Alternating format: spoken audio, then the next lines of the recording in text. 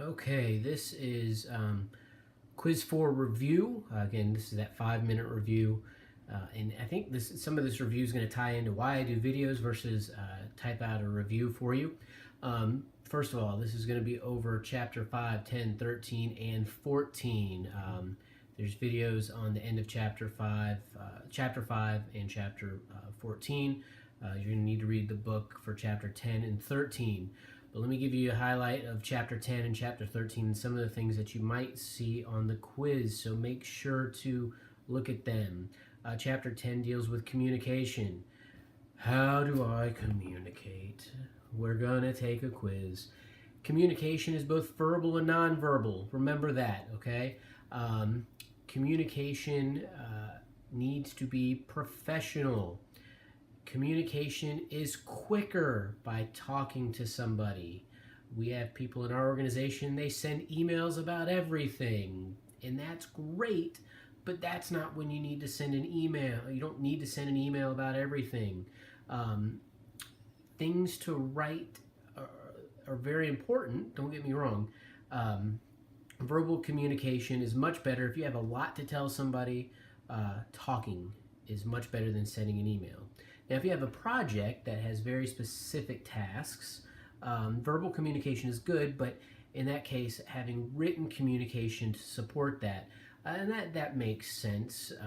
If you had to apply for a grant, a video of somebody just calling you and saying, "This is what I need for you for the grant," not a great idea. You're going to need some sort of written communication so you can get them everything that you want. Remember that communication in a business setting needs to be professional.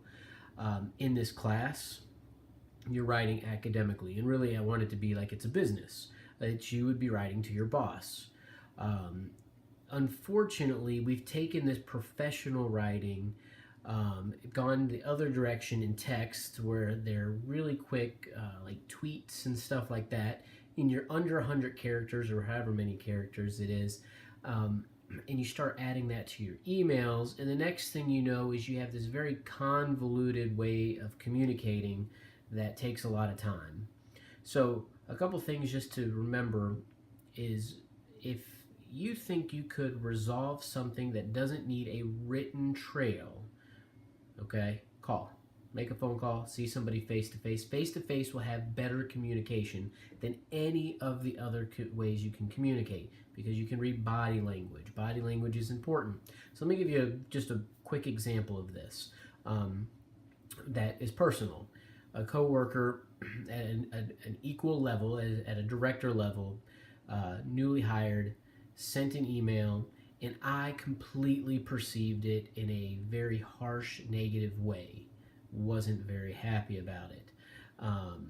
In reality, it could have been resolved in a 30-second phone call, much easier, and would have gone over much better, because I would have understood what the request was, in the observation that this other person made, and could have clarified it instead of reading something and going, what is this person talking about? Because there was no other type of contextual clues besides somebody's words.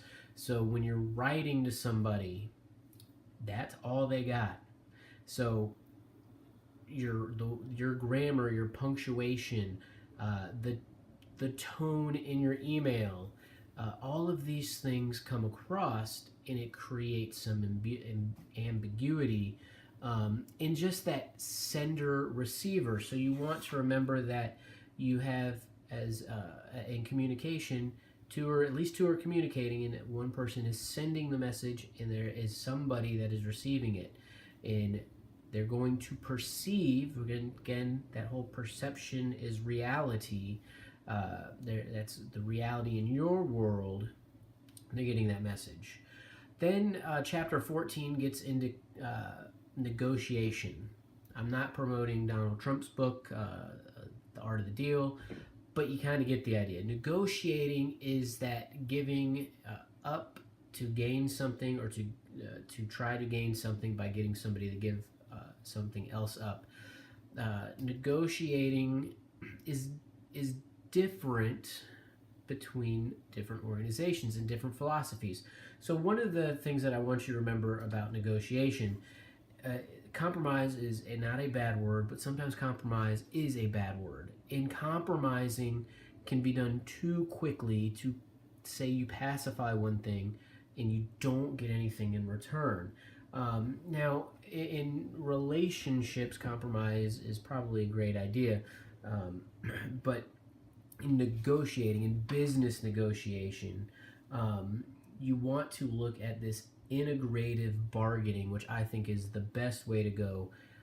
I want to be a full transparency.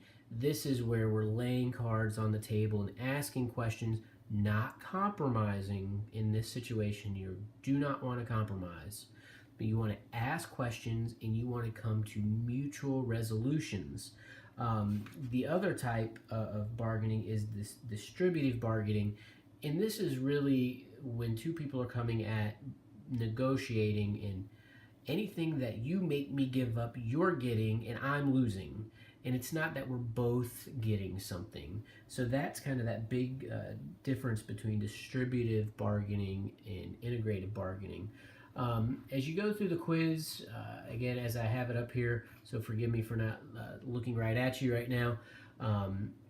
We've touched on many of that. If you watch the chapter 5 and 14 videos, I think you'll be pretty good.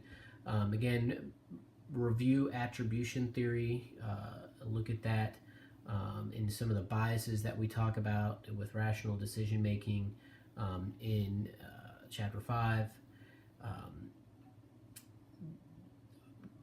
We're talking about communication, so you want to go through that, and I think I've mentioned most of, at least highlighted some of those things about communication. Chapter 14 in organizational structure, if you watch that video, I think you'll be pretty good on that part. There may be a couple other things in here that I'm trying to look at. Remember what relationships look like when it comes to groups and organizations. So again, we're all a mixed bag of nuts when we all get together.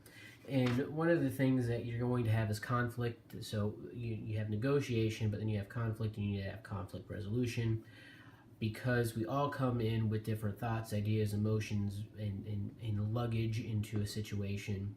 People make things the most challenging. Relationship conflict is typically one of the most dysfunctional ones, because we're all different. We all have different backgrounds. We all had different parents. We all had different experiences. So that makes conflict normally that's the most challenging. And disruptive conflict is that relational conflict. Conflict over ideas of products or policies and procedures and how you formulate things, that's normally not really an issue. That's the stuff that's the kind of conflict that's good in a business.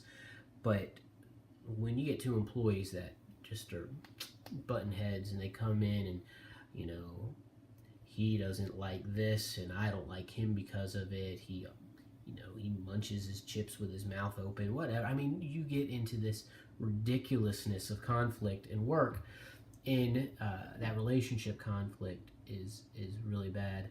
And you have different parties, those that are dissenters, those that are punishers, that are avoiders. That are avoid conflict.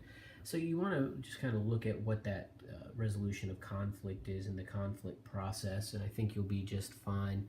That's just a few pages in there, and I think really that's about all. If you watch this and you watch those other